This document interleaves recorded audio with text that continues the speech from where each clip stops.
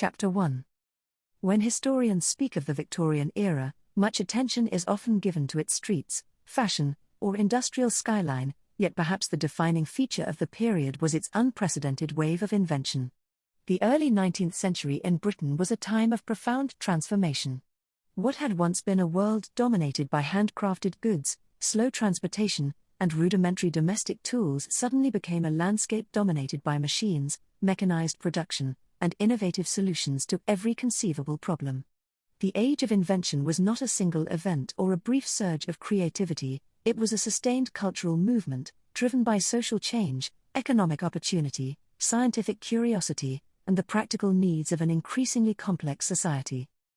The origins of this era can be traced to several converging factors. Britain had abundant natural resources, particularly coal and iron, which powered factories and enabled the construction of machines that could reshape both industry and everyday life. The expansion of cities created concentrated populations in need of housing, sanitation, transport, and goods, encouraging inventors to devise solutions to pressing urban problems.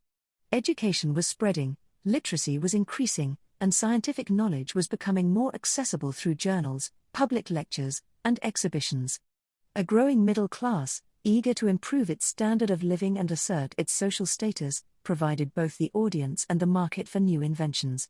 Entrepreneurs and inventors were rewarded not only financially but also socially, with patents and recognition in scientific societies, establishing a culture where ingenuity was valued and innovation celebrated. Early Victorian inventors were motivated by a combination of necessity, curiosity, and ambition.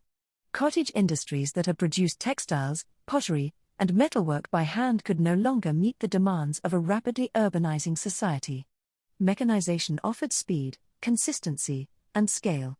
The textile industry, already transformed by innovations such as the spinning jenny and water frame in the late 18th century, continued to evolve.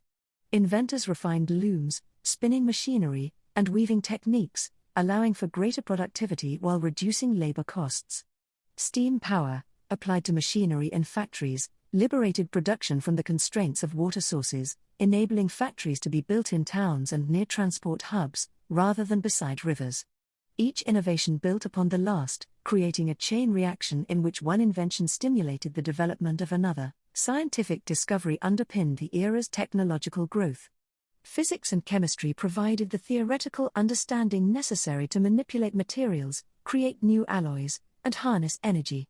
For example, knowledge of thermodynamics and steam pressure allowed engineers to build more powerful and efficient engines. Advances in metallurgy facilitated stronger machinery, more durable tools, and improved transportation infrastructure. Practical experimentation often went hand in hand with theoretical insight. Inventors worked in workshops and laboratories, constantly testing, adjusting, and refining designs. This combination of scientific knowledge and hands-on ingenuity was a hallmark of the period, and it separated the Victorian age of invention from earlier eras of sporadic craftsmanship. Social and economic pressures also played a crucial role. Industrialization created new patterns of work and demand for goods, while urbanization highlighted deficiencies in transport, sanitation, and housing. In response, inventors and engineers designed solutions that ranged from the mundane to the revolutionary. Devices to improve efficiency in factories, tools to streamline domestic labor, and machines to facilitate long-distance communication were all products of a society adapting to rapid change. The patent system incentivized creativity, granting legal protection for new inventions and encouraging inventors to share their work without fear of immediate imitation. By the mid-19th century, the number of patents filed each year had risen dramatically, reflecting both the volume of innovation and the competitive culture surrounding it.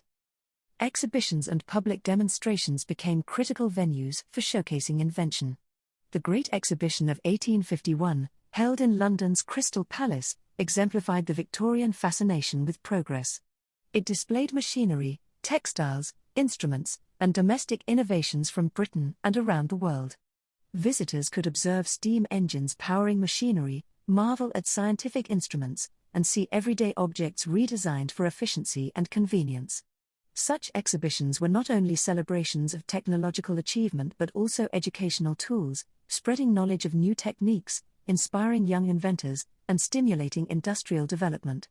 They reinforced the notion that Britain was a nation of progress, innovation, and technical excellence. The age of invention was not limited to industry alone. Domestic life was transformed alongside factories and offices. Household chores that had required hours of labor were increasingly aided by tools designed to save time and energy. Simple devices, such as improved washing equipment, mechanical grinders, and efficient cooking apparatuses, reflected the inventor's attentiveness to the practical needs of the household. The Victorian middle class, eager to adopt innovations that signified modernity, provided a ready market for these domestic inventions. The result was a cultural climate in which both domestic and industrial innovation were highly prized, each feeding the other in a cycle of continuous improvement. Education and dissemination of knowledge were also critical. Scientific journals, lectures, and clubs allowed inventors to exchange ideas, critique designs, and collaborate on solutions to complex problems. Public engagement with invention encouraged a sense of collective progress. Schools incorporated practical science and mechanics into their curricula, and technical education institutions trained a new generation of engineers and designers who could apply theoretical knowledge to real-world challenges. The Victorian era thus saw the creation not only of new machines and devices but also of an ecosystem that supported ongoing invention. In conclusion, the age of invention in Victorian Britain was a period defined by relentless creativity, practical problem-solving, and the systematic application of scientific knowledge to industry, communication, and daily life. It arose from a convergence of resources, economic demands, social change, and intellectual curiosity. Factories, workshops, and households became laboratories of innovation, producing machinery, tools, and devices that transformed production, labor, and domestic routines. Public exhibitions, education, and the patent system reinforced the culture of invention, ensuring that Britain became a centre of technological progress. This period laid the foundations for modern industry and domestic life, demonstrating that the Victorian commitment to improvement, efficiency, and ingenuity would shape not only their own society but also the world to come. Chapter 2. The steam engine was the backbone of the Victorian era, powering the industrial transformation that reshaped Britain from a rural nation into the workshop of the world. Long before the first factory bells rang in Manchester or Birmingham, inventors and engineers had been experimenting with steam as a source of mechanical power. Early developments in the 18th century laid the foundation, but it was during the 19th century that steam power reached its full potential, driving engines that could turn enormous machines, propel locomotives, and pump water from mines with unprecedented efficiency. The basic principle of the steam engine was straightforward: water heated in a boiler produces steam, which expands and exerts pressure, moving pistons or turning wheels. However, the practical implementation of this principle required ingenuity, precise engineering, and a detailed understanding of thermodynamics, which was in its infancy at the time. James Watt, who improved earlier designs by adding a separate condenser and other refinements, is often credited with making the steam engine truly practical for widespread use. Watt's improvements allowed engines to operate more efficiently, reducing fuel consumption and making them viable for factories, mines, and transportation. Factories quickly adopted steam engines to replace water wheels, which had previously limited the location of industrial sites to rivers and streams. Steam power liberated production from these natural constraints, allowing factories to be constructed in urban areas close to labor, raw materials, and transport networks. This shift was transformative. Industrial towns could expand rapidly, producing textiles, metal goods, and machinery at scales that had been unimaginable in the previous century. Steam engines powered looms, spinning machines, hammers, and presses, turning the industrial landscape into a symphony of motion and noise. The introduction of steam-powered locomotives revolutionized transport. Before the railway, moving heavy goods or passengers overland was slow, expensive, and often unreliable. Roads were poor, horses were limited in strength and endurance, and canals, while effective for bulk transport, were slow and constrained by geography. Steam locomotives overcame these limitations, enabling trains to carry large quantities of coal, textiles, iron, and other commodities over long distances at unprecedented speed. Railways knitted together cities and regions, stimulated trade, and transformed daily life. People could travel for business, leisure, or family visits in hours rather than days, and goods could reach markets far beyond their point of production, creating national and even international supply chains. Mining operations were also dramatically altered by steam technology. Coal, iron, and other minerals became more accessible as engines pumped water from deep shafts, keeping mines dry and safe. Deeper excavations were possible, increasing output and fueling further industrial expansion. The demand for coal to feed steam engines created a feedback loop. More coal meant more power, which in turn enabled further industrial activity. Britain's natural resources, already abundant, were now harnessed more efficiently than ever before, with steam engines at the centre of this transformation. The power of steam extended beyond factories and railways. Steamships began to replace sail, allowing faster and more reliable maritime transport. These vessels connected Britain to colonies and trading partners, facilitating global commerce and reinforcing Britain's position as a leading industrial power. Urban areas benefited as well. Steam pumps improved water supply and sanitation, enabling the construction of modern infrastructure and supporting the growth of rapidly expanding cities. Steam technology was not without its challenges. Early engines were prone to mechanical failure, and boiler explosions could be catastrophic. Engineers had to constantly refine designs, improve safety valves, and develop materials capable of withstanding high pressures. Skilled workers were essential to maintain and operate engines, creating new classes of industrial labor and demanding education and technical training. Despite these challenges, the benefits of steam power far outweighed the risks, and its adoption accelerated rapidly across industries. The social implications of steam power were profound. Work became more regimented, as factories operated on strict schedules dictated by the capabilities of machinery. Production could now be scaled, standardized, and made more efficient, reshaping labor patterns and altering the pace of daily life. Steam engines also facilitated urban growth, drawing workers into towns and cities and encouraging the development of housing, transport, and public services. This shift changed society at every level, influencing the economy, family life, and even leisure, as trains enabled weekend excursions and access to the countryside for those who had previously been confined to their local area. The influence of the steam engine extended to scientific and technological development as well. Engineers and inventors studied its mechanics, experimented with variations, and applied the principles of thermodynamics to new fields. Steam became a model for understanding energy transfer, pressure, and mechanical advantage, and inspired further inventions that relied on its power. The steam engine was not merely a machine, it was a symbol of human ingenuity and the ability to harness natural forces for practical ends. By the mid-19th century, steam engines had become ubiquitous. They powered mills, mines, transport, and municipal services, fundamentally altering the physical and social landscape of Britain. The growth of industry, the expansion of cities, and the acceleration of commerce were all tied to the power of steam. Every factory bell, every train whistle, every steamship horn was a reminder that the Victorian world had entered a new era, one in which machines and human labor worked together to achieve feats that had been impossible just a generation before. In summary, the steam engine was central to the Industrial Revolution in Britain. Its ability to convert heat into mechanical power transformed industry, transport, mining, and urban infrastructure. It enabled factories to produce goods at scale, facilitated rapid travel and communication, and reshaped society both economically and socially. Steam power exemplified the practical application of scientific knowledge to solve real-world problems, demonstrating the Victorian commitment to progress, efficiency, and innovation. The age of invention, already underway, was propelled further by the relentless advance of steam, which became the engine not only of machines but of modern Britain itself. Chapter 3. The arrival of the flushing toilet in Victorian Britain marked one of the most important turning points in public health and everyday life. Before this innovation, sanitation was primitive and deeply unpleasant. Most households relied on chamber pots, outdoor privies, cesspits, or simple holes in the ground. These solutions were foul-smelling, unhygienic, and often dangerously close to drinking water sources.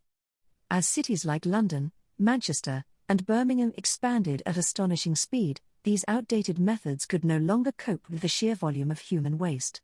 Streets, alleys, and rivers became polluted, and outbreaks of cholera and typhoid were tragically common. The flushing toilet offered a practical and relatively simple mechanical solution to a growing crisis. The early design centered around a water-filled cistern positioned high on the wall. When the user pulled a chain, a rush of water flushed the contents of the bowl into a drainage pipe.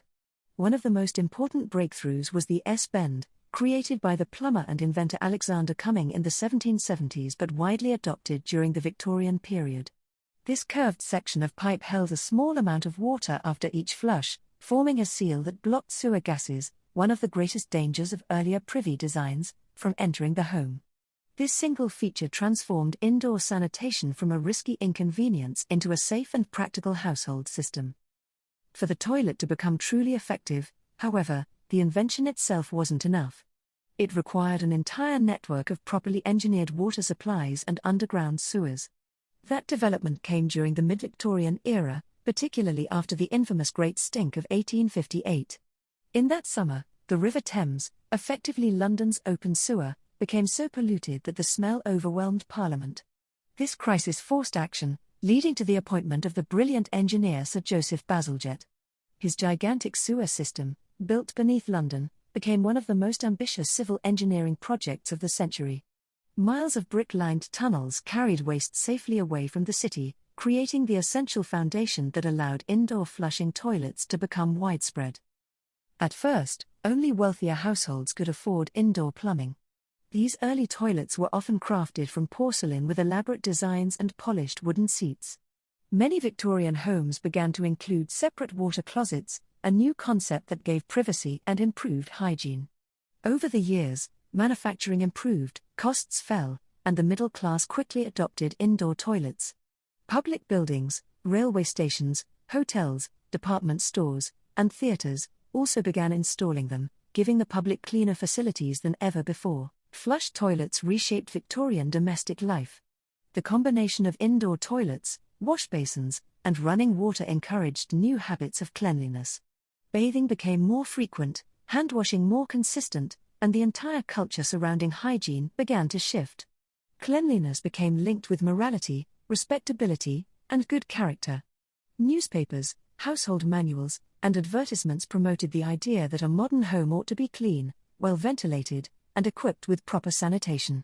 This shift in values helped drive the widespread acceptance of the toilet as both a practical necessity and a social standard.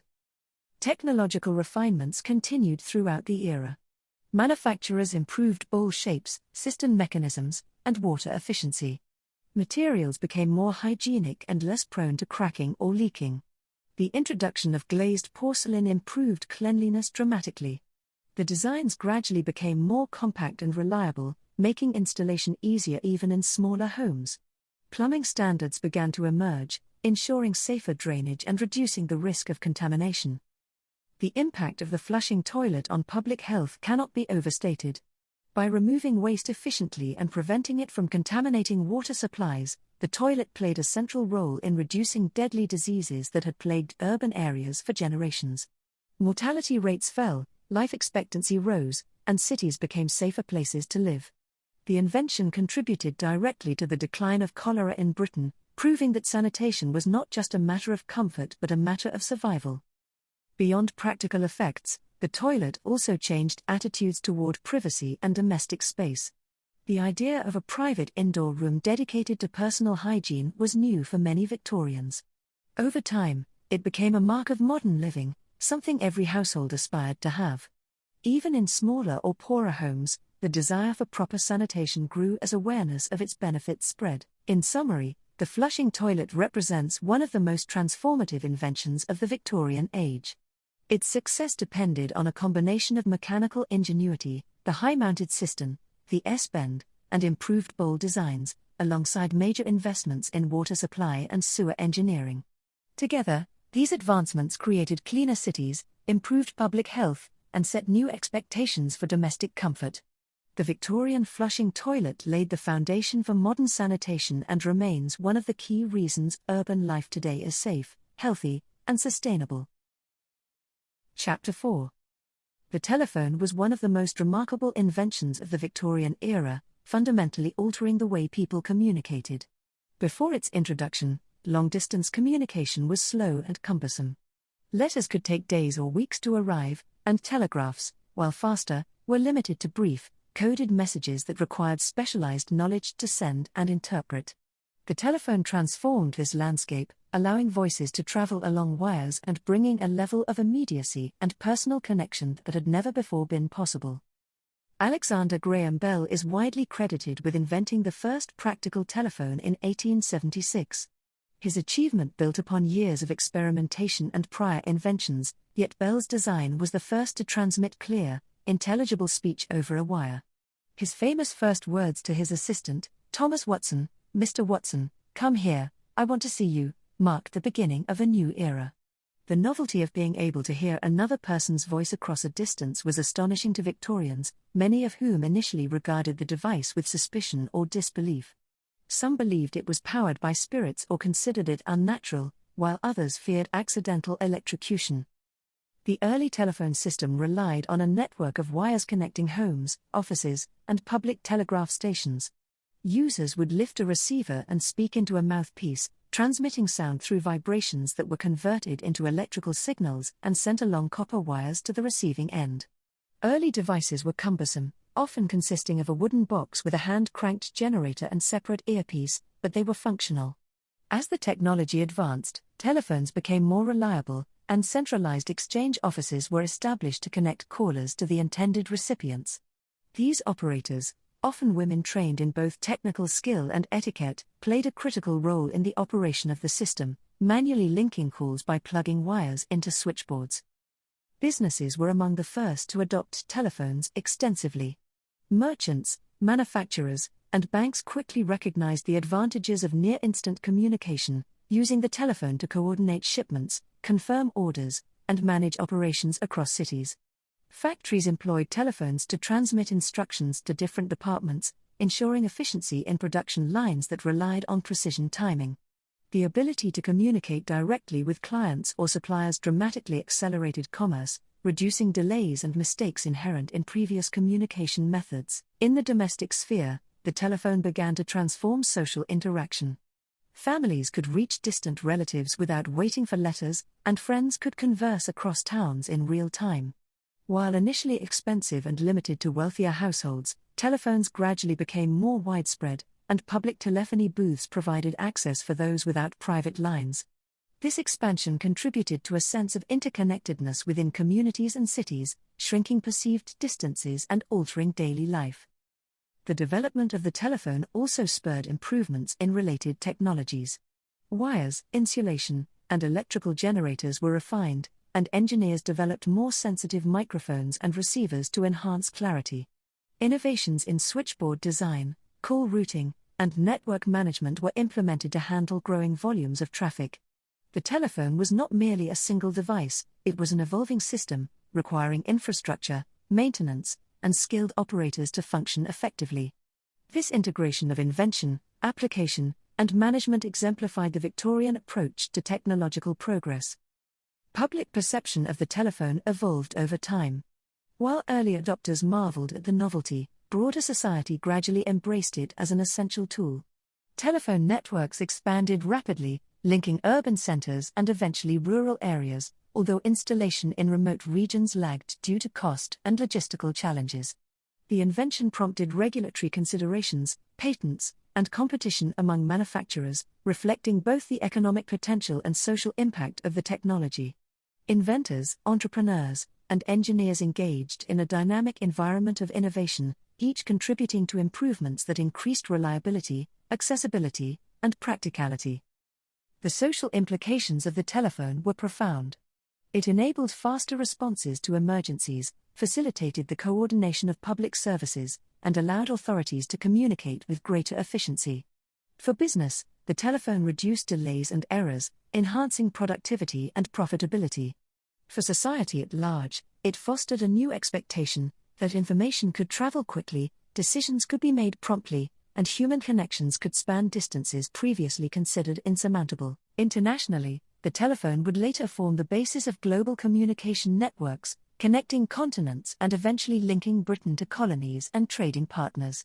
Undersea cables and long-distance lines were laid, demonstrating the scalability and transformative potential of electrical communication. The telephone was both a product of the Victorian era and a precursor to modern communications, establishing principles of signal transmission, network infrastructure, and user interaction that underpin contemporary technology. In conclusion, the telephone represents one of the Victorian era's most significant inventions, reshaping personal, commercial, and institutional communication. It moved society from delayed correspondence to instantaneous voice interaction, transforming the rhythm of daily life, the operation of businesses, and the management of public services. By enabling voices to travel across distances, the telephone compressed space and time, altered social dynamics, and laid the foundation for the complex global communication systems that continued to define the modern world. Its introduction marked a decisive step in the age of invention, demonstrating how technological ingenuity could fundamentally change the fabric of society. Chapter 5. Before the widespread adoption of gas and electric lighting, Victorian Britain was largely dependent on candles, oil lamps, and fireplaces to illuminate homes, streets, and workplaces. These sources were limited, inefficient, and often hazardous. Candles and lamps provided dim, flickering light, and open flames posed constant fire risks, particularly in densely built urban areas where wooden structures were common. The need for safer, brighter, and more reliable lighting became increasingly urgent as cities grew, factories operated longer hours, and social life extended into the evening. The invention and adoption of gas and electric lighting transformed domestic life, industry, and urban society, becoming one of the most visible symbols of Victorian technological progress. The development of gas lighting began in the early 19th century.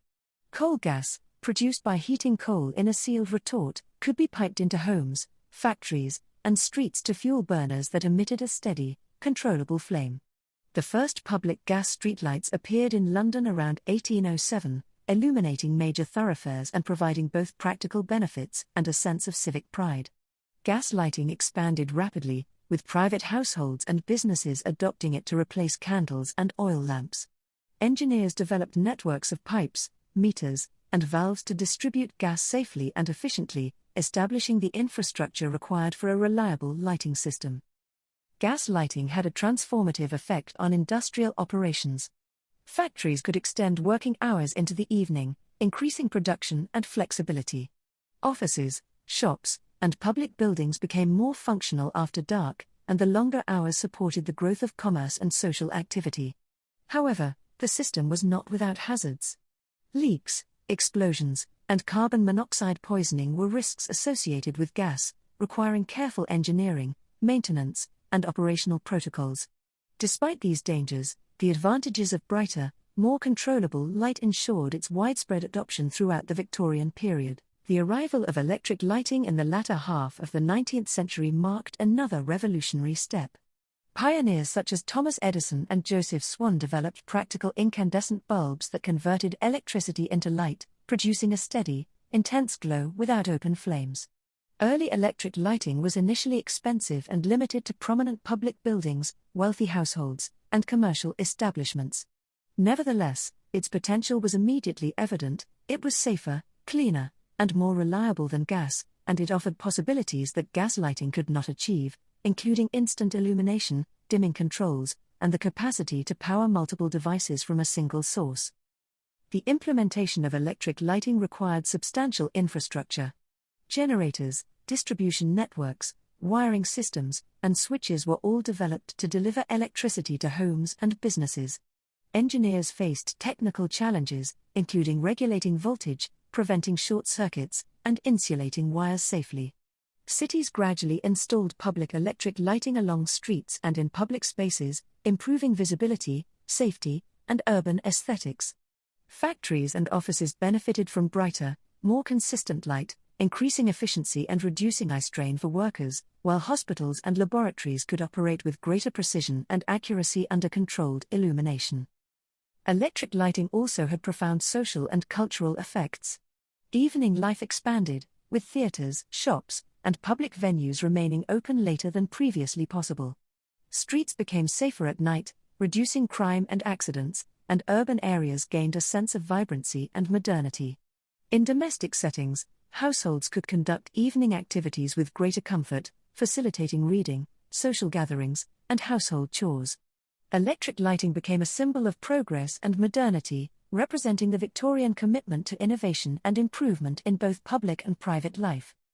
The transition from gas to electric lighting was gradual. Many households and businesses retained gas for decades, sometimes combining the two technologies to supplement illumination. The debate over the best source of light was ongoing, with considerations of cost, safety, reliability, and convenience influencing decisions. This period of overlapping technologies illustrates the practical challenges of adopting new inventions, highlighting the interplay between innovation, infrastructure, and public acceptance that characterized the age of invention. Urban planning and architecture were also influenced by new lighting technologies. Streets and public squares were designed to maximize the effectiveness of gas lamps and electric bulbs, and the visual impact of illuminated buildings became an element of civic pride. Factories, offices, and homes incorporated lighting systems into their design, anticipating the integration of electricity for other devices.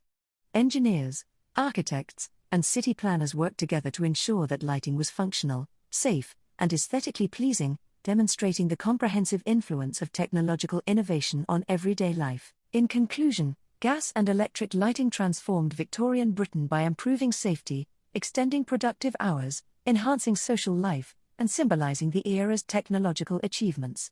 Gas lighting provided the first reliable, controllable source of illumination, enabling industrial expansion and urban development, while electric lighting built upon this foundation, offering greater safety, brightness, and flexibility. Both technologies illustrate the Victorian approach to problem solving, applying scientific knowledge to practical needs, investing in infrastructure, and gradually integrating innovations into daily life. The illumination of streets, factories, homes, and public spaces was more than a matter of convenience, it represented a shift in society itself, marking the progress of the age of invention and the profound impact of technology on the human experience. Chapter 6. In 1837, when Queen Victoria came to the throne, almost every garment worn in Britain was made entirely by hand. A plain cotton shirt could take a skilled seamstress 14 hours to sew. A gentleman's wool coat took far longer. Women in cottages and garret rooms bent over pieces of cloth from dawn until the light failed, pushing needles through linen, wool, and heavy broadcloth by candle or oil lamp. Their fingers grew calloused, their eyes strained, their backs ached. Sewing was the largest single occupation for women in Britain, and it was slow, poorly paid, and endless. Thread was linen or cotton, wound on wooden spools. Needles were steel, hand-sharpened, and precious. Every stitch was formed separately: push the needle through, pull it all the way to the end of the thread, reach underneath, bring the needle back up, pull tight, repeat. A single seam of 100 stitches took several minutes. An entire dress could contain tens of thousands of stitches. The work never stopped because people never stopped needing clothes. In the 1840s, several inventors, working separately in Britain, France, and America, began trying to build a machine that could sew. The earliest attempts were clumsy. Some used chains of loops instead of the lock stitch we know today. Some needed 2 people to operate them. Many broke threads constantly or pierced the operator's fingers. Tailors and seamstresses watched the demonstrations with suspicion. They feared the machines would take away their livelihoods. The breakthrough came in 1846 when Elias Howe, a Boston mechanic, patented a machine that used 2 threads, one carried through the cloth by a needle with an eye at its point, the other supplied from a shuttle beneath. The threads locked together in the middle of the fabric, forming a strong, neat seam. Howe's machine could produce 250 stitches a minute, more than 5 times faster than the quickest hand sewer. Howe brought his invention to Britain in 1850, hoping to sell licenses. Few factories wanted it. British needleworkers marched in protest.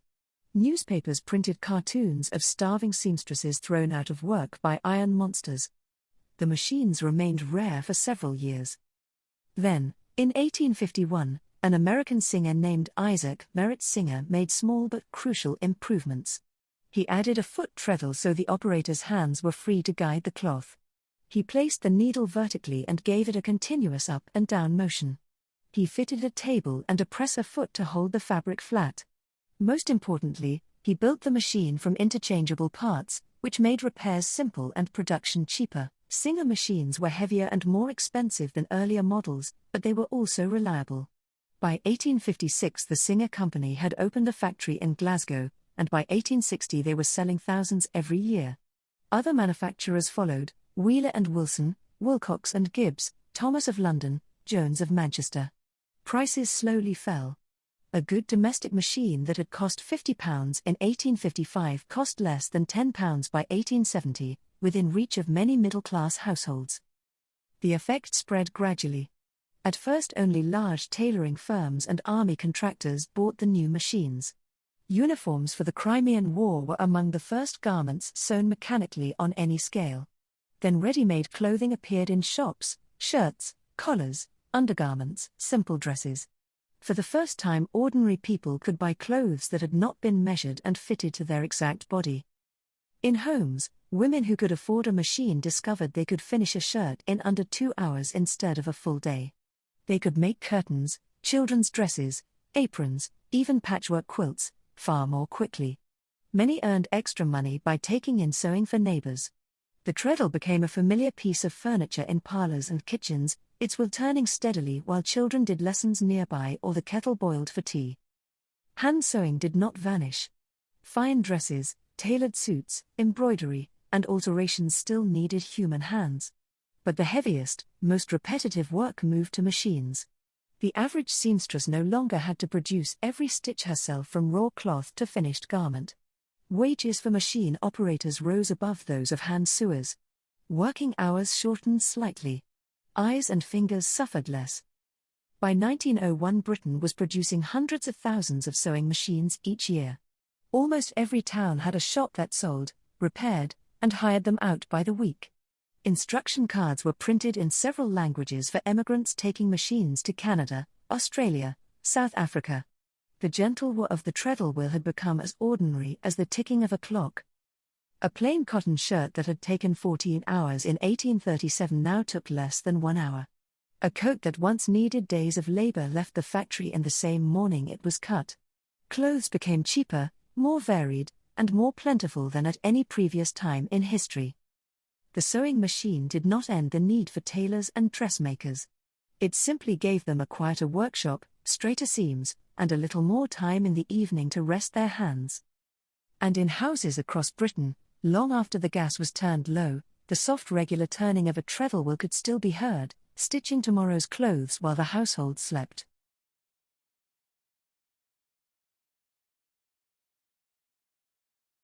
Chapter 7. Photography emerged as one of the most fascinating inventions of the Victorian era, fundamentally changing the way people perceived themselves, their families, and the wider world.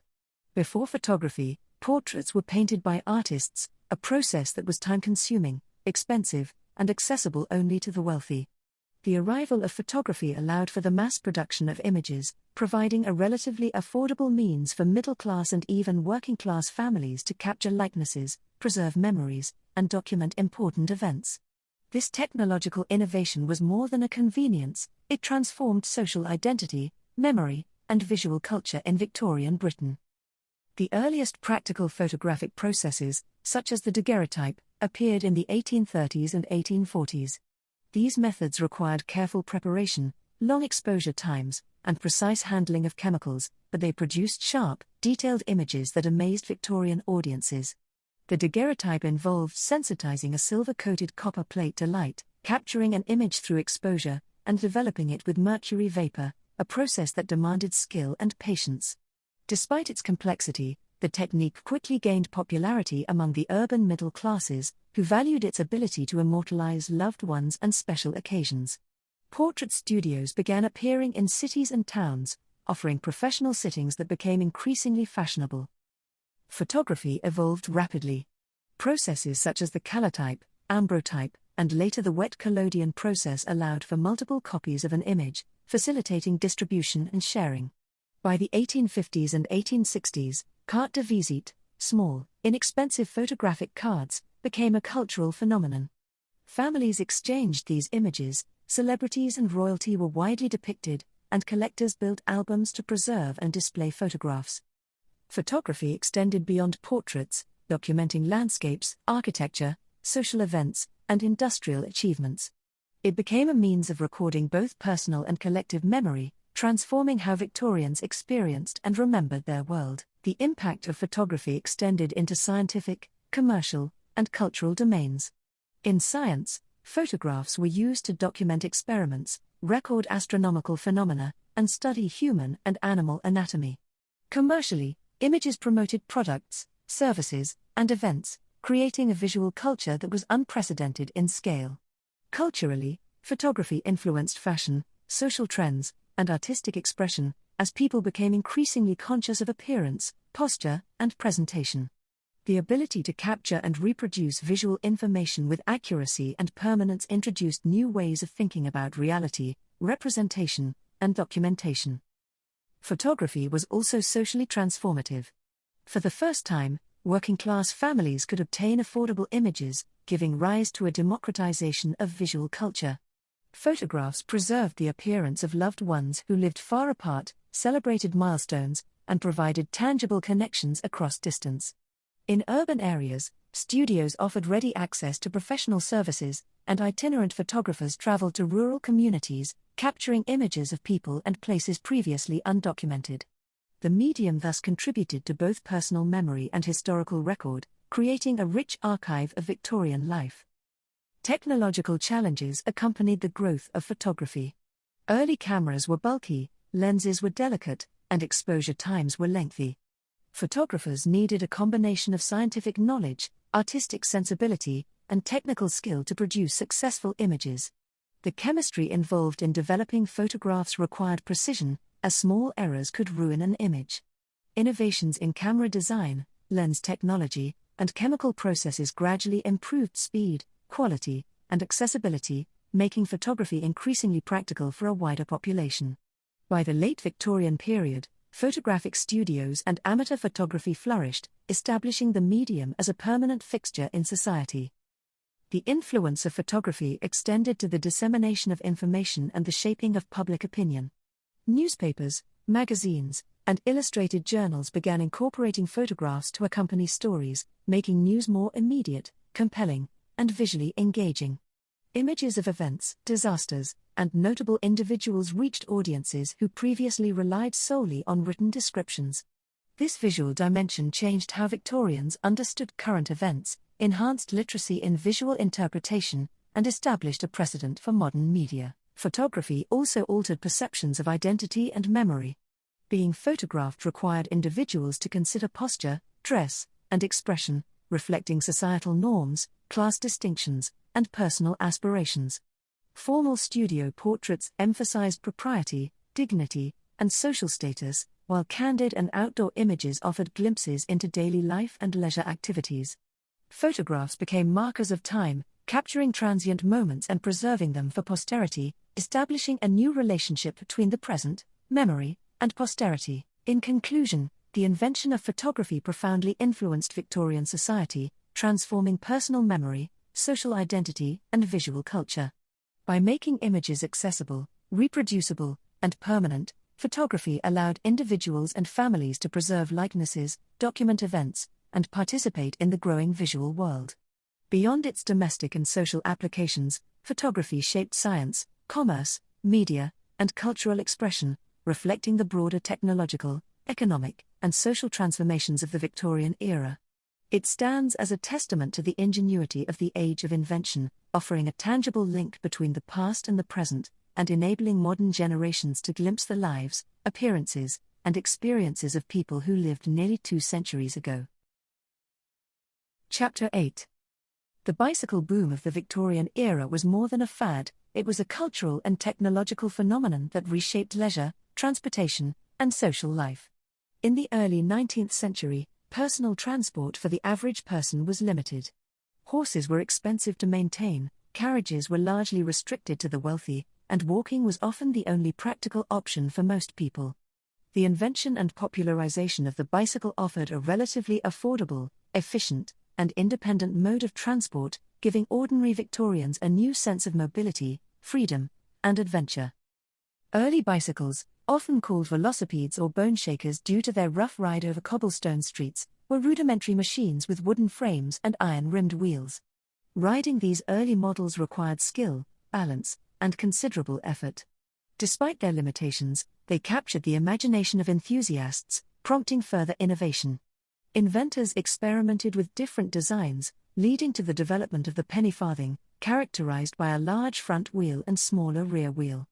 The large wheel allowed for greater speed, but also made mounting and dismounting challenging and dangerous. Accidents were common, and prudence was necessary when riding these early machines. By the 1880s, the safety bicycle was introduced, featuring equal-sized wheels, a chain-driven rear wheel, and pneumatic tires. This design was more stable, comfortable, and practical, appealing to a wider audience, including women. The safety bicycle revolutionized personal transport, enabling faster, longer, and more comfortable journeys than walking while remaining significantly cheaper and more accessible than horses or carriages. Bicycles became symbols of modernity, independence, and technological progress, reflecting the Victorian fascination with invention and efficiency. The social impact of the bicycle was profound, particularly in terms of gender and class. Women embraced bicycles as a means of mobility, though their adoption was initially controversial. Riding required practical clothing and active participation, challenging prevailing norms of modesty and feminine decorum. Bloomers and divided skirts allowed women to ride safely, and bicycles contributed to the broader movement for female independence, physical exercise, and social engagement. Working-class men and women also benefited, as bicycles provided affordable transportation to work, school, and leisure activities, reducing dependence on unreliable public transport and limited walking distances. Bicycles influenced urban planning and road improvements. The popularity of cycling highlighted the poor condition of many streets, particularly outside wealthy districts. Advocacy for better roads and smoother surfaces grew, benefiting not only cyclists but also pedestrians, horse-drawn vehicles, and later automobiles. Clubs, races, and cycling associations emerged, promoting both competition and camaraderie. Bicycle races became spectacles, drawing large crowds and inspiring technological improvements in design, materials, and durability. The economic implications of the bicycle boom were substantial. Factories devoted to bicycle production provided employment, stimulated the metalworking and rubber industries, and fostered new businesses in repair, accessories, and retail. Innovations in manufacturing, such as mass-produced frames, precision gears, and lightweight components, reflected the industrial spirit of the era. The bicycle industry not only satisfied domestic demand but also contributed to exports, demonstrating the international appeal of British engineering and design.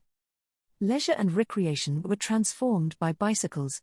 Day trips, picnics, and excursions into the countryside became popular, especially among urban residents seeking respite from industrial cities.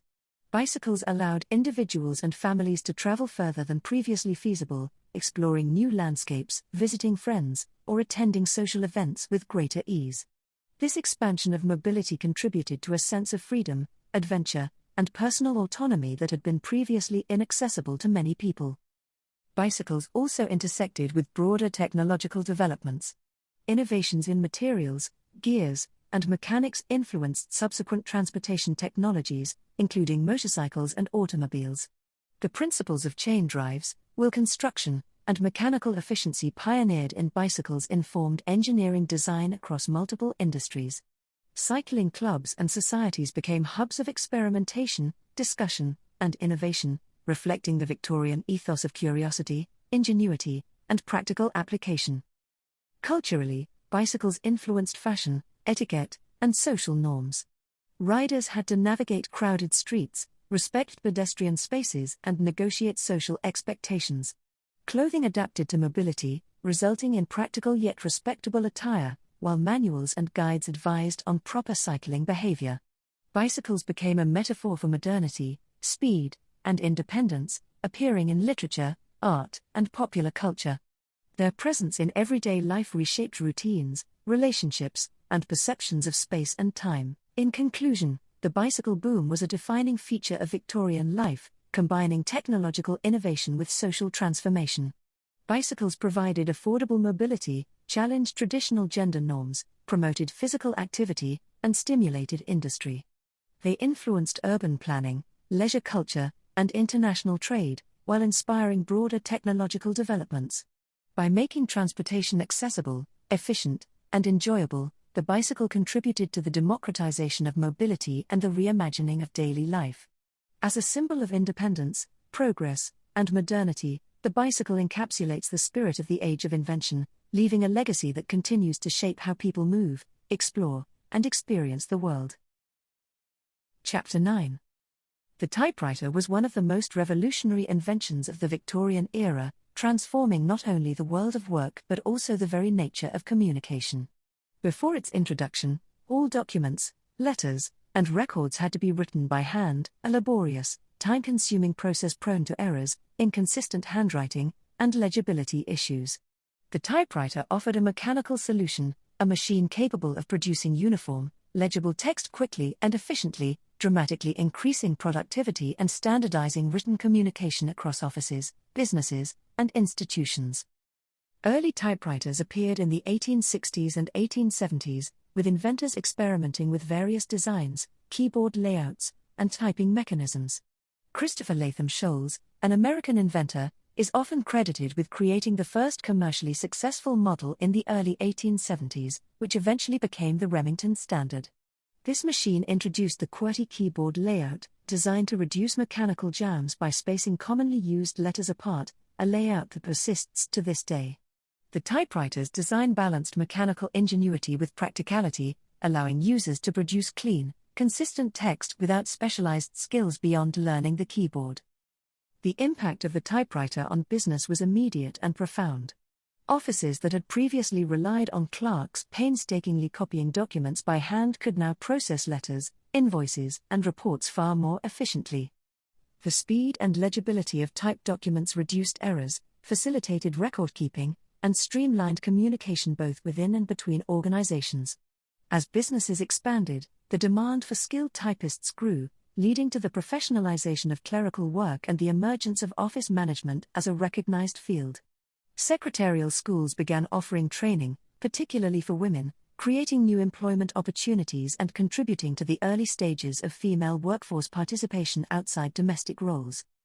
The typewriter also had significant social and cultural effects. It empowered women to enter professional life in unprecedented ways. Typing and office work became one of the first widely accepted vocations for middle-class women, providing financial independence, social mobility, and a degree of autonomy previously inaccessible. Women typists played a crucial role in the growth of commerce, administration, and communication networks, bridging the gap between private and public spheres. The typewriter, therefore, was not just a technological innovation, it was a social catalyst, reshaping gender dynamics and expanding opportunities for education and employment. Technological challenges accompanied the typewriter's rise. Early machines were heavy, prone to mechanical issues, and required careful maintenance. Inventors and manufacturers continually refined designs, introducing innovations such as shift keys to allow both uppercase and lowercase letters, tabulators for efficient formatting, and lighter frames for portability. The improvements enhanced usability, durability, and appeal, facilitating wider adoption in homes, businesses, and institutions. By the late Victorian period, typewriters had become reliable, accessible, and indispensable tools of the modern office. The cultural influence of the typewriter extended into literature, journalism, and creative writing. Authors and journalists could compose drafts more quickly and produce legible manuscripts suitable for editors and printers, transforming the writing and publishing process. This efficiency allowed for greater output, quicker dissemination of ideas, and the growth of mass media. Writers embraced the typewriter not only as a practical tool but also as a symbol of modernity, progress, and technological sophistication, reflecting broader Victorian enthusiasm for invention and innovation. Typewriters also influenced office design, workflow, and management practices. Offices were reorganized to accommodate machines, typing desks, and trained personnel. Workflows were standardized, deadlines became more manageable, and document circulation became more efficient. The presence of typewriters shaped social hierarchies within offices, as skilled typists became essential intermediaries between management, clients, and the public. The machine's impact extended beyond the physical workspace, influencing organizational culture, professional norms, and the daily rhythm of business operations. The typewriter's accessibility and reliability also fostered literacy and communication skills. Individuals who mastered typing could correspond efficiently, maintain personal records, and participate in the exchange of ideas more readily. The spread of typewriting education contributed to broader social literacy, reinforced organizational efficiency, and encouraged methodical work habits. The mechanical discipline of typing reinforced punctuality, attention to detail, and consistency, qualities highly valued in Victorian professional and social contexts. In conclusion, the typewriter was a transformative invention of the Victorian era, reshaping work, communication, and social opportunity. It increased productivity, standardized written documents, and created new employment pathways, particularly for women, fostering independence and professional engagement. Beyond practical utility, it influenced literature, journalism, office design, and societal attitudes toward efficiency and technology. The typewriter exemplifies the ingenuity, creativity, and forward-thinking mindset of the age of invention, demonstrating how a seemingly simple mechanical device can have profound, far-reaching effects on society, culture, and daily life. By providing speed, accuracy, and accessibility, the typewriter helped shape the modern office, modern communication, and modern society itself, leaving a legacy that continues to resonate in workplaces and homes to this day. Chapter 10. The Victorian era was a time of remarkable medical innovation, a period in which doctors, scientists, and inventors began to transform the treatment of disease, surgery, and general healthcare. Before these advances, medicine was often rudimentary, dangerous, and frequently ineffective. Common illnesses could prove fatal, surgical procedures were perilous, and the understanding of infection, germs, and sanitation was limited. Yet during the 19th century, rapid technological, scientific, and medical developments reshaped healthcare, introducing innovations that would save countless lives and lay the foundation for modern medicine. One of the most significant developments was the introduction of anesthesia, which transformed surgery from a brutal, terrifying ordeal into a manageable medical procedure. Before anesthetic, patients endured unimaginable pain while surgeons worked with knives, saws, and other instruments. Chloroform and ether, introduced in the mid-19th century, allowed doctors to perform more complex operations with reduced suffering, giving surgeons time to operate carefully and methodically. Anesthesia not only improved patient experience but also expanded the range of possible surgical procedures, reducing the mortality rate from injuries and illnesses that were previously untreatable. The understanding and use of antiseptics revolutionized medical practice. Pioneers such as Joseph Lister applied principles of germ theory, using carbolic acid to sterilize instruments and clean wounds, drastically reducing the prevalence of infection after surgery. Hospitals, which had previously been high-risk environments for disease, began to implement strict sanitation protocols, hand-washing, and sterilization of equipment. The combination of anesthesia and antiseptics made surgical intervention far safer and more effective, transforming hospitals into places of healing rather than fear. Medical technology advanced in other fascinating ways during this period. Diagnostic tools such as the stethoscope, introduced earlier in the century, became widely used, allowing physicians to examine patients with greater precision. Thermometers, sphygmomanometers for measuring blood pressure, and early forms of microscopes contributed to a more scientific, methodical approach to medicine. X-rays, discovered in the late 1890s, allowed doctors to see inside the body without invasive procedures, identifying broken bones, foreign objects, and internal injuries, revolutionizing diagnosis and treatment. Patients could be treated more accurately, with reduced guesswork and improved outcomes. The Victorian era also saw the proliferation of unusual medical devices that combined innovation, marketing flair, and a touch of pseudoscience. Among these was the violet ray, a handheld electrical device that produced sparks and electrical currents, marketed for everything from muscle stimulation to healing various ailments. Devices like the violet ray reflected both the era's fascination with electricity and the experimental nature of medical technology.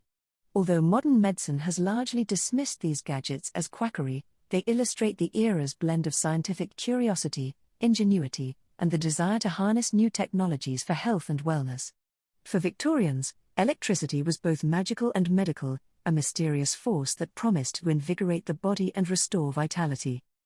Other medical marvels included the development of vaccines, antiseptic dressings, and improved surgical instruments.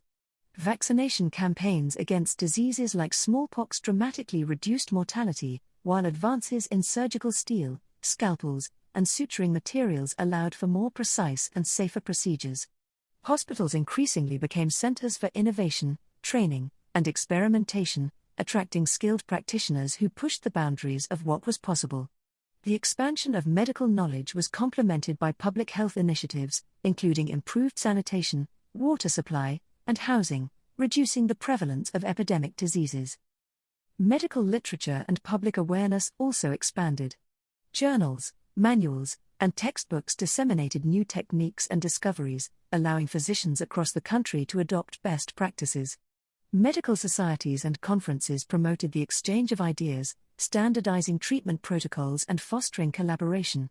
Public health campaigns educated citizens on hygiene, diet, and preventative care, reflecting the Victorian understanding that medicine was not just about treatment but also about prevention, education, and community well-being. The impact of these innovations on society was profound. Life expectancy increased, childhood mortality declined, and survival rates for injuries and illnesses improved dramatically. Ordinary Victorians began to trust doctors, visit hospitals, and adopt health practices that were previously unknown or inaccessible.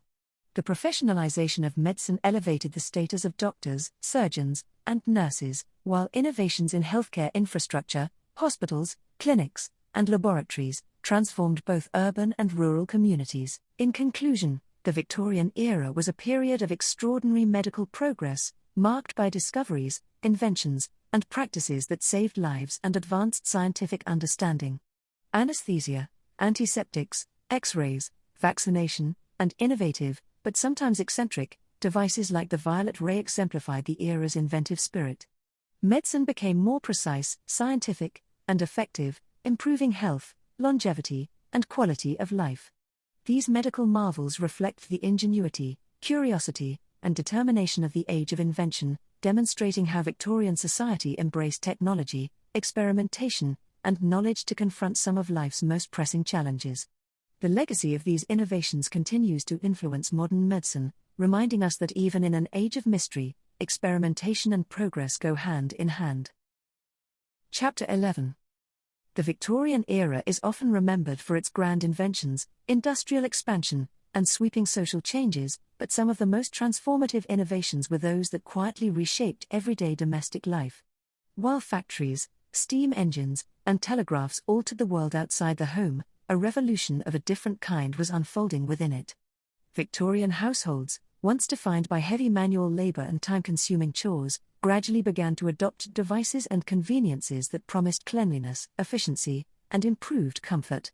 These domestic innovations might not have been as dramatic as locomotives or telephones, but they were essential in changing the rhythm and quality of daily living.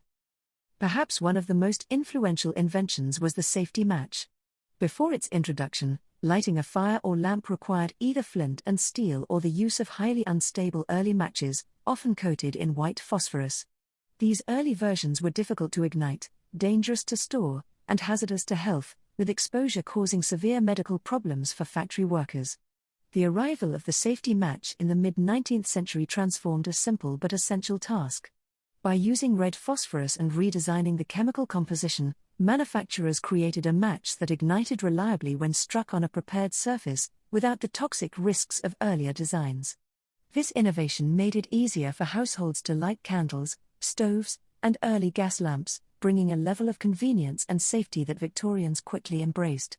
It was a small tool with enormous implications, contributing to the daily functioning of countless homes. Lighting itself underwent significant changes during this period. Many Victorian homes initially relied on candles made from tallow, which produced dim light and heavy smoke. The introduction of paraffin lamps offered a brighter, cleaner alternative, and gas lighting later provided even greater illumination. These advances extended the usable hours of the day and improved visibility within the home, altering domestic routines and making household tasks more manageable. While electricity would eventually replace these technologies, the Victorian era laid the foundation for a new understanding of home lighting, transforming it from a simple necessity into a feature associated with comfort and modernity. Among the most notable domestic innovations was the early vacuum cleaner. Before its invention, household cleaning was a laborious task, relying on brooms, brushes, and beaters to remove dust and dirt from carpets and floors. The first mechanical vacuum cleaners appeared in the late 19th century, though they bore little resemblance to modern devices. These early machines were often large, cumbersome, and manually powered, requiring either a hand crank or foot operation to create suction. In some cases, they were so substantial they had to be wheeled from house to house by operators who offered cleaning as a paid service. Yet despite their size and limitations, these early vacuum machines represented a significant leap forward in cleanliness and domestic hygiene. They introduced the principle of suction-based cleaning and demonstrated a shift in attitudes toward household maintenance, reflecting a desire for greater convenience and improved living standards. Other labor-saving devices began to appear around this time, addressing the many tasks that demanded physical effort from Victorian households. Early mechanical washing machines, while rudimentary, reduced the strenuous process of scrubbing garments by hand. Carpet sweepers offered a smaller-scale alternative to the vacuum cleaner, using brushes and wheels to collect dust. Wringer mechanisms for laundry helped remove water more effectively, cutting drying times. Even items as simple as improved irons, with better heat retention and distribution, made domestic work more manageable. These innovations may seem small by modern standards, but for Victorians, they were markers of progress and comfort, gradually easing the daily workload. The kitchen, often considered the heart of the home, also benefited from advances during this period. Cast iron stoves replaced open hearths, providing more controlled heat and reducing smoke within the home. Mechanical spit roasters and improved cooking utensils made food preparation easier and more predictable. Refrigeration was still in its infancy, but iceboxes became increasingly common, allowing food to be stored for longer periods. These developments changed not only the labor involved in cooking but also the variety and quality of food that could be prepared, contributing to improved nutrition and more diverse diets. Hygiene and sanitation also improved. Although indoor plumbing did not become universal until later, many Victorian homes began installing water closets, wash basins, and improved drainage systems. Soap production increased dramatically, providing households with better cleaning products for both personal hygiene and domestic tasks. Combined with improved water supply and wastewater removal, these changes helped reduce disease and contributed to a healthier living environment. What makes these household comforts particularly significant is how they reflect broader changes in Victorian society. The era saw rising expectations of cleanliness, order, and domestic respectability. Middle-class households, in particular, placed great importance on maintaining well-kept homes as a reflection of social status and moral character. As a result, innovations that improved domestic efficiency and cleanliness were eagerly adopted. Even working-class households, though often lacking the means to afford more sophisticated devices, benefited from mass-produced goods and improved basic amenities that gradually filtered into everyday life. The spread of domestic technologies was closely tied to industrial progress. Advances in manufacturing allowed items such as irons, lamps, matches, and kitchen tools to be produced at lower cost, making them accessible to a broader population. The rise of department stores and mail-order catalogs provided new ways for households to purchase these items, contributing to the growing consumer culture of the Victorian age. Homes increasingly became places where technology and modernity were displayed, and where innovations could simplify daily routines. In many ways, the quiet revolution of household comforts was just as transformative as the grand inventions of the era. While locomotives and telegraphs reshaped nations, vacuum cleaners, safety matches, and improved stoves reshaped everyday life. They reduced labor, increased safety, and improved health, bringing a sense of modern convenience into Victorian homes. These innovations marked the beginning of a transition toward more efficient and comfortable living, setting the stage for the fully electrified, appliance-filled homes of the 20th century. In conclusion, the Victorian era's household comforts reflect a period of significant change in domestic life. Innovations such as safety matches, early vacuum cleaners, improved lighting, and kitchen technologies redefined the home environment. They provided greater convenience, enhanced cleanliness, and contributed to a healthier and more organized way of living. These developments illustrate the era's blend of practicality, technological curiosity, and a desire to improve daily routines. Though often overshadowed by larger technological achievements, these household advancements were vital in shaping modern domestic life, demonstrating that even the simplest inventions can have a profound impact on how people live, work, and care for their homes. Chapter 12. The Victorian era witnessed one of the most important transformations in everyday life, the slow, determined, and often hard-fought rise of hygiene and sanitation. Today, clean running water, flushing toilets, and sewage systems are seen as basic necessities, but during the early 19th century they were luxuries, rare, inconsistent, and in many places completely non-existent. The Industrial Revolution brought millions of people into rapidly growing towns, but the infrastructure required to keep those towns clean and healthy lagged far behind. As a result, crowded streets, polluted rivers, malfunctioning drains, and contaminated wells created ideal conditions for disease. It was only through decades of research, engineering, legislation, and determined public effort that Victorian Britain transformed its understanding of cleanliness and built a sanitation system that reshaped the health of the nation. In the early Victorian period, most urban areas lacked proper sewage disposal. Waste from homes, factories, animals, and markets flowed freely into streets or was collected in shallow drains that frequently overflowed. Chamber pots were emptied into cesspits or simply thrown into alleys, a practice that spread disease and contributed to the foul smell of crowded districts. Many households relied on contaminated wells for water, unaware that they were drawing directly from underground sources polluted by sewage. Rivers, especially the Thames in London, became vast receptacles for waste, carrying contamination from one community to another. Illnesses such as cholera, dysentery, typhoid, and tuberculosis thrived in these conditions, claiming thousands of lives. One of the most significant advances in Victorian sanitation emerged from the work of John Snow, a physician who challenged the prevailing belief that diseases spread through miasma, or bad air. During the 1854 cholera outbreak in London, Snow conducted a detailed investigation of disease patterns and famously traced the outbreak to a contaminated water pump on Broad Street.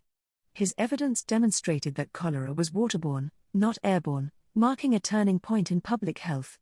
Although it took time for his ideas to gain widespread acceptance, they laid the foundation for modern epidemiology and reshaped how cities approached sanitation. As understanding improved, the demand for infrastructure grew.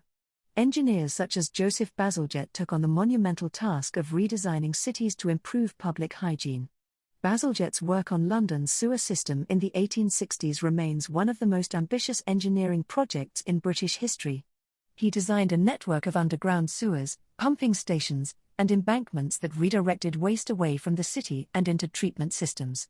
This transformation drastically reduced contamination of the Thames and dramatically lowered the rates of waterborne disease. His meticulous planning, including building sewer tunnels far larger than required at the time, ensured that the system could continue to support future population growth. Parallel to sewer construction was the growing availability of clean water. Urban development projects expanded water supplies through reservoirs, aqueducts, and piped distribution networks. For the first time, homes could access water without relying on wells or distant communal pumps. This access changed daily routines, making personal hygiene more practical and significantly reducing the spread of infection. In some regions, water filtration and chlorination were introduced before the end of the century, adding further protection against contamination. As households gained reliable access to clean water, bathing became more common, and cleanliness became increasingly linked with respectability and health. Public bathhouses and washhouses played an important role in encouraging hygiene among working-class families, who often lived in cramped dwellings with limited facilities. These establishments provided access to hot water, showers, and laundry services at affordable prices. For many, visiting a public bathhouse became a weekly ritual, supported by local councils determined to improve the health and morale of their communities. This shift toward public provision reflected a growing belief that cleanliness was not merely a personal responsibility but a social one, essential to the well-being of entire neighborhoods. Legislation further strengthened sanitation efforts. The Public Health Acts of 1848 and 1875 granted local authorities the power to build sewers, regulate waste disposal, inspect housing conditions, and enforce standards in drainage and ventilation. These laws marked a new era in which governments recognized their role in safeguarding public health. Housing improvements followed, replacing damp, overcrowded slums with better ventilated buildings and requiring landlords to meet minimum standards. Streets were cleaned more regularly, refuse collection became organized, and urban planning increasingly considered sanitation as a central priority. In the home, inventions designed to improve cleanliness and comfort began to emerge.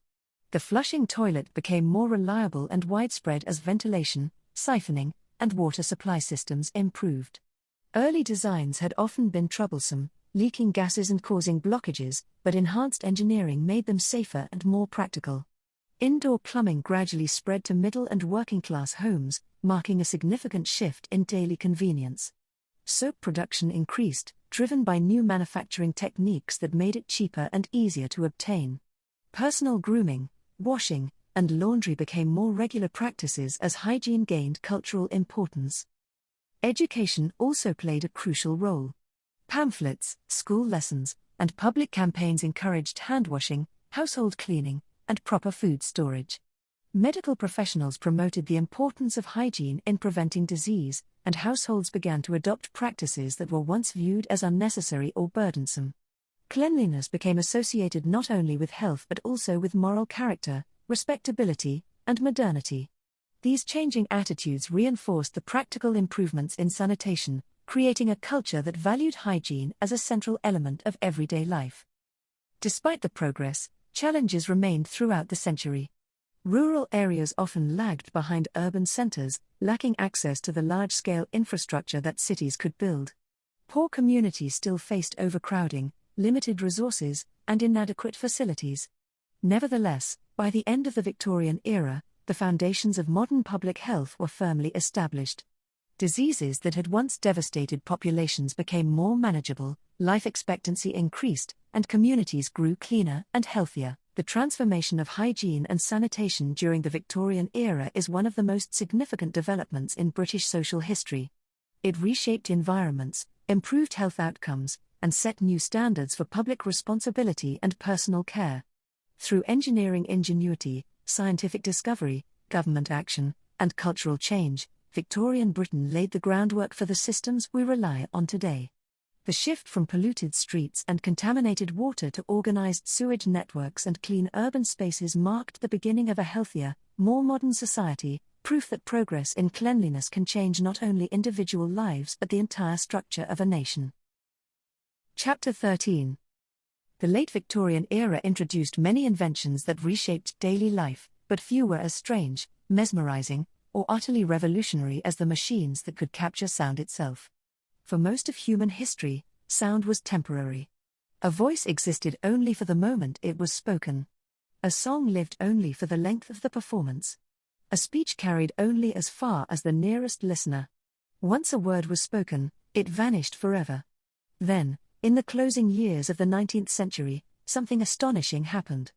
A group of engineers and experimenters discovered how to trap sound, preserve it, and replay it on command. The arrival of the phonograph marked one of the most profound leaps in human communication, and the Victorians were the first to witness the unsettling marvel of hearing a human voice long after it had stopped speaking.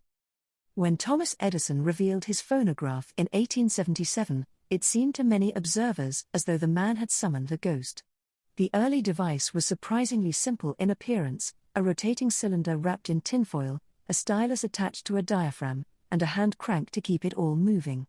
When a person spoke into the mouthpiece, the sound waves vibrated the diaphragm and pushed the needle, carving tiny indentations into the tinfoil. Turning the crank backwards caused the stylus to trace the grooves, making the diaphragm vibrate in reverse, recreating the sound. To modern ears this seems obvious. To Victorian audiences, it was nothing short of sorcery. Reports from the time described gatherings where people watched the demonstration in stunned silence.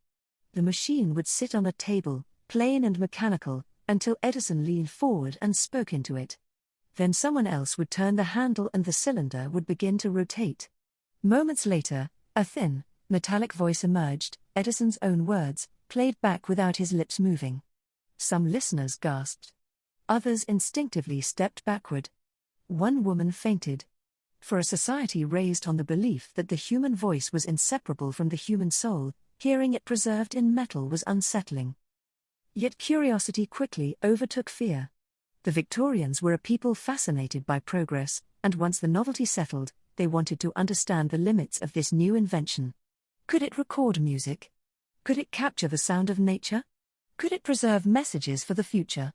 Experimenters began speaking into the horn, singing into it, playing instruments beside it, and even laughing into it simply to hear what would return. What they heard was primitive, tinny, and distorted, but it was unmistakably real. The first recording cylinders were fragile and short-lived. Tinfoil tore easily, meaning each recording could only be played a handful of times before becoming unintelligible. But engineers did not give up. They searched for sturdier materials, eventually experimenting with wax, which allowed for smoother recording surfaces and much clearer sound reproduction. Wax cylinders became the standard format by the late 1880s, and as manufacturing improved, they became easier to produce and more reliable to use.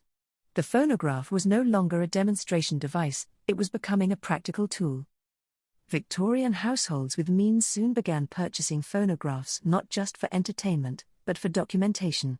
Families recorded their own voices as curiosities, creating audio messages intended to be heard years later. Businesses used phonographs to dictate letters, creating some of the earliest examples of mechanical office work. Scientists used them to study speech patterns and musical notes. Even anthropologists began taking them into the field to preserve the languages and songs of cultures that had never before been recorded. One of the most important consequences of the phonograph was the preservation of music. Before recording technology, every musician played into the air, and once the performance ended, it was lost. With the arrival of the phonograph, even the simplest folk melody could be captured. Music hall singers, orchestra players, and solo musicians began visiting makeshift recording rooms where a large horn funneled all sound toward a vulnerable diaphragm. Multiple performers packed themselves around the mouth of the horn, balancing instruments awkwardly to make sure the vibrations struck the stylus with enough strength. These were not comfortable environments. They were hot, cramped, and technically challenging, but they produced some of the first musical recordings in history. The recording process itself was entirely acoustic. There were no microphones, no electrical amplification, and no mixing controls. Musicians had to physically adjust their distance from the horn to achieve the right balance. A violinist might be told to move back 6 inches. A singer with a powerful voice might be asked to stand nearly across the room. Meanwhile, softer instruments like flutes were pushed directly toward the opening. The recording engineer's task was not to adjust equipment but to position human bodies like pieces of living machinery. When the wax cylinder finally captured the sound, the performance was permanently etched into its surface. Playback, while still imperfect, was astonishing to Victorian listeners. The idea that one could hear a musical performance without the musician being present was deeply transformative. It meant that talent could be shared across distance and time. A performance given in London could be heard days later in Edinburgh or even shipped across the Atlantic to New York. For the first time, the human voice and the sounds of musical instruments could travel without the performer. The arrival of the phonograph also led to the beginnings of the recording industry. Manufacturers realized that people would not only want to record their own messages but would pay to own recordings of famous performers. Early catalogs began listing songs, speeches, and recitations that customers could purchase. The concept of a record collection was born, though in cylinder form rather than discs. Shops began selling racks of wax cylinders, each protected in labeled cardboard tubes. Long before streaming services, Victorians were already bringing curated collections of music into their homes. As demand grew, recording studios evolved. Engineers improved the design of diaphragms, horns, and styluses, and wax formulas were continually adjusted for better fidelity. By the late Victorian period, recordings had become clearer, louder, and more durable. Although crackling and distortion remained common, the improvement over the earliest tinfoil cylinders was enormous.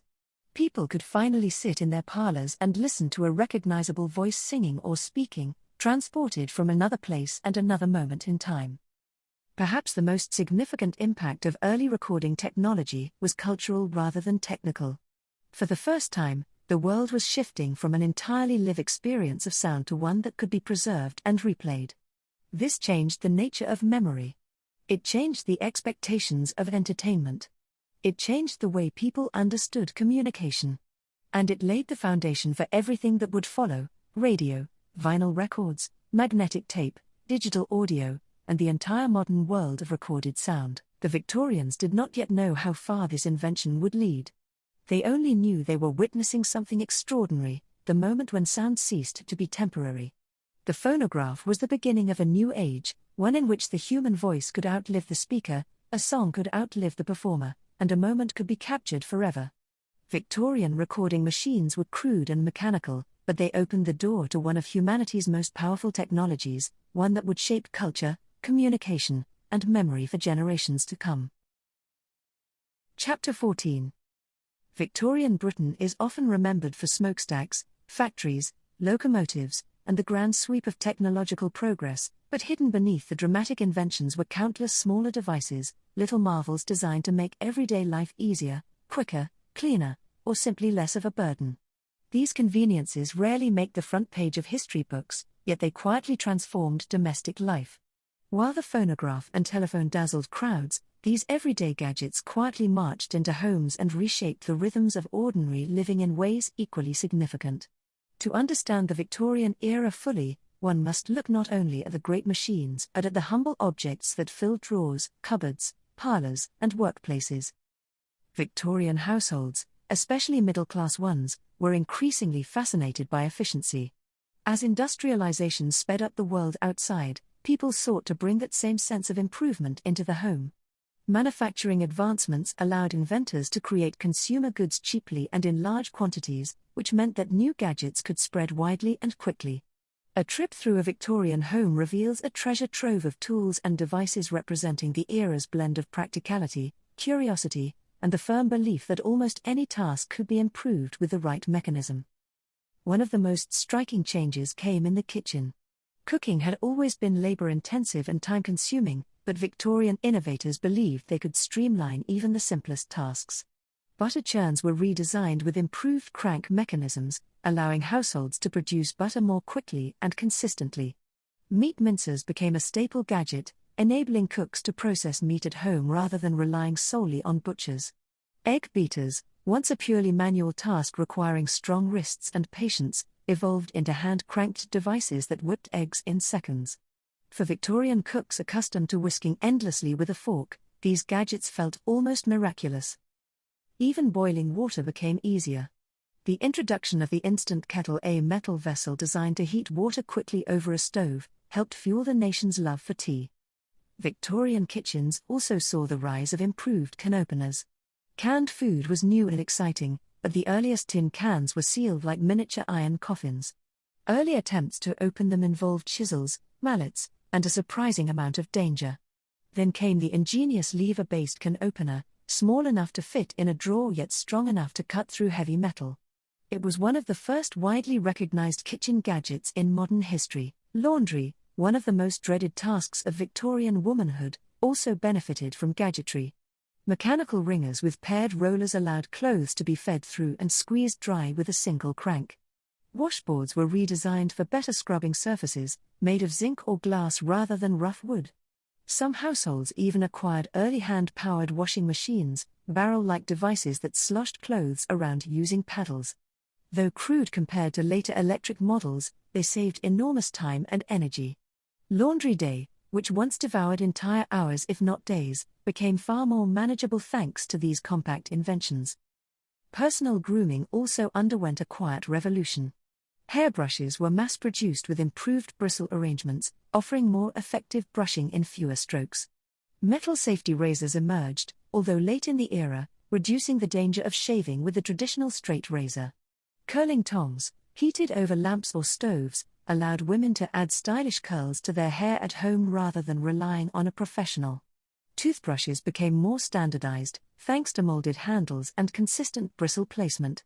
Even nail care saw development. Metal nail files and small personal grooming kits appeared in wealthier households, marking a shift toward routine personal hygiene.